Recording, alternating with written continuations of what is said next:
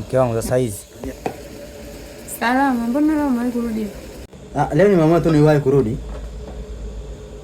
Sababu hivi ni mchana nilikuja hapa, afu sijakuta nyumbani. Unaenda wapi? Nilitoka. Kwani kuna shida? Shida ipo kwa sababu nyumba hii ina mikakati.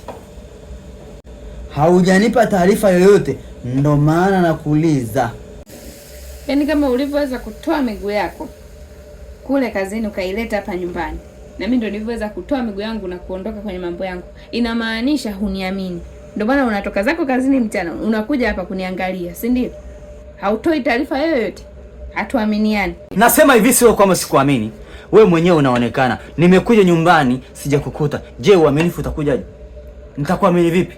Hivyo umenioa mimi mlinzi wa nyumbani. Nasema hivi, unasemaje? Kwani wewe unatakaje jamani? Mbona kama makasiriko? Unatakaje?